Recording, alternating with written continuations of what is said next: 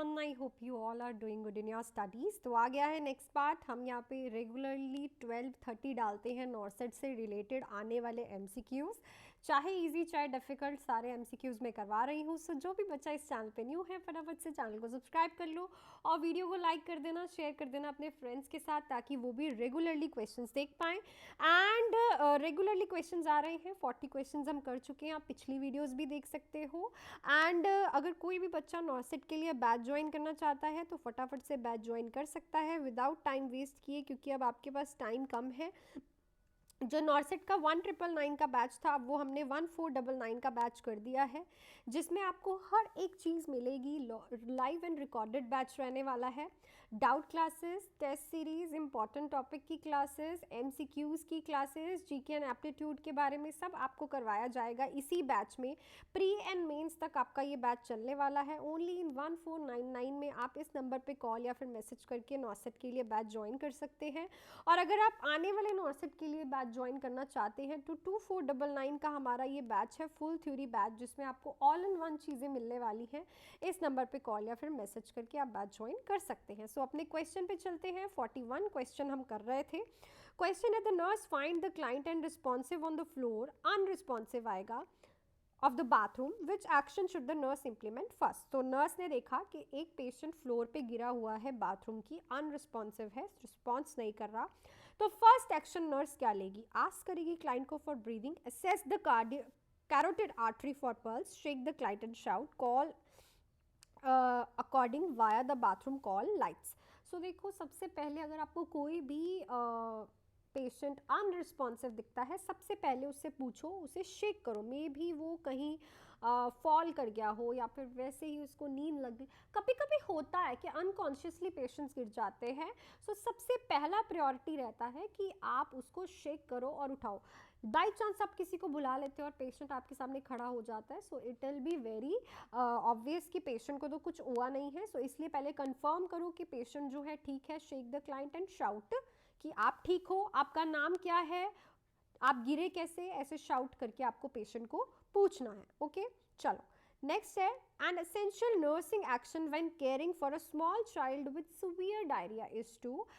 इसमें से सबसे इंपॉर्टेंट और एसेंशियल नर्सिंग एक्शन क्या रहता है? जब आप एक स्मॉल चाइल्ड का सीवियर डायरिया देख रहे होते हो, आपके पास पेशेंट होता है स्मॉल बच्चा, छोटा बच्चा सीवियर डायरिया का, आपने फोर्स करना fluid orally, take daily weight, replace lost calorie, की body temperature below 100 degree Fahrenheit. So देखो, एक बच्चे का टेक डेली वेट, अगर किसी को भी सीवियर डायरिया होता है, डेली वेट आपको ज़रूर लेना है उसका, to check the water loss और न्यूट्रिशन लॉस, कि क्या वाटर लॉस हो रहा है उसकी बॉडी में, क्या न्यूट्रिशन लॉस हो रहा है, क्या उसकी बॉडी रिकवर कर रही है. ठीक है. सो सबसे ज़्यादा एसेंशियल इन चारों ऑप्शन में जो रहेगा ऑप्शन नंबर 2. नेक्स्ट चलते हैं. Chicken pox can sometime be fatal to children who are receiving. Very important question, कि जो चिकन पॉक्स है वो डेंजरस और फेटल कंडीशन हो सकती है बच्चों के लिए जो कि क्या ले रहे हो, antibiotic, anticonvulsant, steroids, insulin. So इन ऑप्शंस में से जो ऑप्शन राइट रहेगा that is your option 3. Steroids क्या होते हैं? इम्यूनोसप्रेसेंट्स. ठीक है, इम्यून सिस्टम को सुप्रेस कर देते हैं. और अगर आप किसी पेशेंट को ऑलरेडी चिकन पॉक्स है और उसको आप स्टीरॉइड्स दे रहे हो, सो ये इस कंडीशन को और वर्जन अप कर देते हैं, इम्यून सिस्टम को क्या करके, डाउन करके. ठीक है. सो जो अगर कोई पेशेंट चिल्ड्रन स्टीरॉइड्स ले रहा है तो चिकन पॉक्स उसके लिए एक वेरी डेंजरस कंडीशन हो सकती है. नेक्स्ट है after closure of newborn meningomyelocele, it is essential that nurse care include. So जब आप एक मेनिंजोमायोसील, स्पाइना बाइफिडा की टाइप है, उसको क्लोज कर देते हो, उसके बाद नर्स के लिए क्या एसेंशियल केयर रहती है? Strict limitation of leg movement, measurement of head circumference daily, decrease of environmental stimuli, observation of serious drainage, कोई भी ड्रेनेज हो रही हो उसकी ऑब्जर्वेशन आप करोगे. सो देखो, आपको पता है कि स्पाइना बाइफिडा मेनिंजोमायोसील की कॉम्प्लिकेशन सबसे पहले कौन सी अराइज होने के चांसेस होते हैं? हाइड्रोसेफेलस. हाइड्रोसेफेलिस के लिए इन सब ऑप्शंस में से आपको हेड सर्कमफ्रेंस ही डेली मेजर करना पड़ेगा, जिसके लिए आप कोई भी कॉम्प्लिकेशन है उसके लिए अलर्ट रह सकते हो, ठीक है। सो सबसे ज़्यादा एसेंशियल ये होता है कि आप जो रोज़ बच्चे का हेड सर्कमफ्रेंस है वो मेजर करो कि कहीं बढ़ तो नहीं रहा, कहीं बल्जिंग आउट तो नहीं दिख रही फॉर द हाइड्रोसेफेलिस, ठीक है। सो डिसीज कंडीशन क्लियर होनी चाहिए तो आप क्वेश्चन आराम से कर लोगे। नेक्स्ट है माइलस्टोन पे, आई थिंक क्वेश्चन है, अ 6 years old girl begin thumb sucking after surgery, this was not the child behaviour pre operatively the nurse should. तो 6 साल की बच्ची है, थंब सकिंग करने लग गई है सर्जरी के बाद, ये बच्चे का ऑपरेशन से पहले का बिहेवियर नहीं था, तो अब नर्स क्या कहेगी? Distract her by playing crackers, accept the thumb sucking, report this behavior to the physician, tell her thumb sucking was a buck tooth.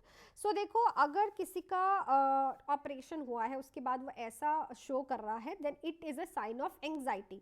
Mostly क्या होता है, जब हम लोग भी टेंशन में होते हैं, स्ट्रेस में होते हैं, हम अपने नेल बाइट्स करते हैं या फिर थंब डाल लेते हैं, मुंह में कुछ डाल लेते हैं। So it's also a anxiety defence mechanism उस एंग्जाइटी से लड़ने के लिए। तो आपको उसकी थंब सकिंग जो है एक्सेप्ट करनी पड़ेगी, बिकॉज इस टाइम पेशेंट का ऑपरेट हुआ है और वो थोड़ा नर्वस और एंग्जाइटी में है और बच्चा है 6 साल का, so it's a acceptable behaviour. चलो नेक्स्ट है, to help parents cope up with the behaviour of a young school age two children, the nurse suggest that it could be helpful if they would. तो अगर आप किसी parents की help कर रहे हो, यंग बच्चा है, स्कूल जा रहा है, स्कूल एज वाला बच्चा है, आप उसको क्या सजेशन दे सकते हो उसके बिहेवियर के साथ कॉप अप करने के लिए पेरेंट्स को, कि उसके बिहेवियर के साथ आप कैसे कॉपरेट कर सकते हो। Avoid asking specific question, be consistent and firm about established rule, write a list of expectations to avoid confusion, allow the child to set up his or her own routine. सो ऐसे जो बच्चे होते हैं school going, they are very moody and they have their own rules, ठीक है।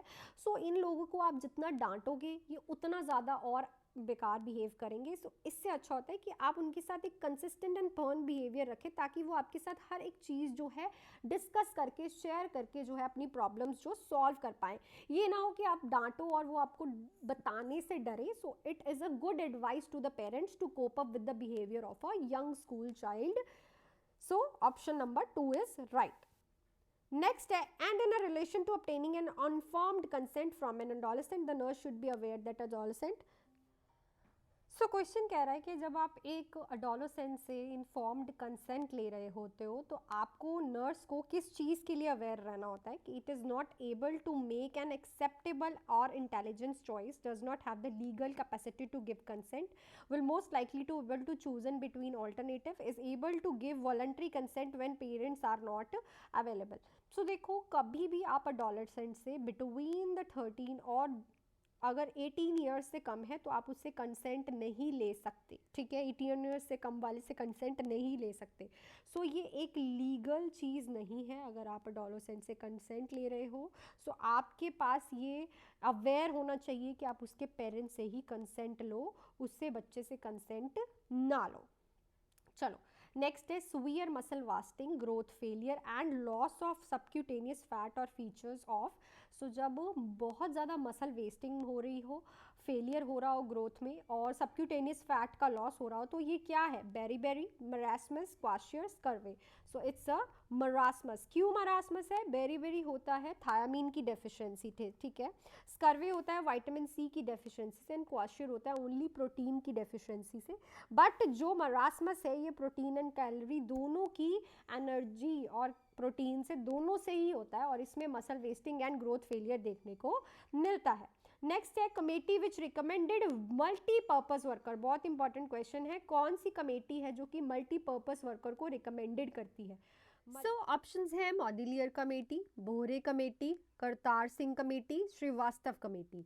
सो जो committee recommend करती है मल्टीपर्पज़ वर्कर्स को, कम्युनिटी का बहुत इंपॉर्टेंट कमेटी का ये जो टॉपिक है that is Kartar Singh committee. So ये ही है जो मल्टीपर्पज़ वर्कर्स के लिए जो है बनी थी, ठीक है। नेक्स्ट चलते हैं 50th question, when administering IV fluid to a small dehydrated infant, the most critical factor confronting the nurse is the. So जब आप छोटे बच्चे को, छोटे इन्फेंट को, डिहाइड्रेटेड इन्फेंट है उसको IV स्टार्ट कर रहे हो, तो सबसे ज़्यादा इंपॉर्टेंट फैक्टर क्या रहता है एक नर्स के लिए? एश्योर करना स्टेरिलिटी के लिए, maintenance of the prescribe rate of flow, calculation of the total necessary intake, maintenance of a fluid and body temperature. So देखो, जब आप इन्फेंट के साथ आईवी के लिए काम करने जा रहे होते हो आईवी पे, सो इट्स वेरी इंपॉर्टेंट कि आप फ्लो रेट पे ध्यान दो, क्योंकि बच्चा है, छोटा है, और इसमें तो इन्फेंट भी लिखा हुआ है. सो फ्लो रेट प्रॉपर जाना चाहिए, ना ज़्यादा जाना चाहिए ना कम जाना चाहिए. एज प्रिस्क्राइब जो डॉक्टर ने दिया है वही आपको पेशेंट में, इन्फेंट में कैरी फॉरवर्ड करना है.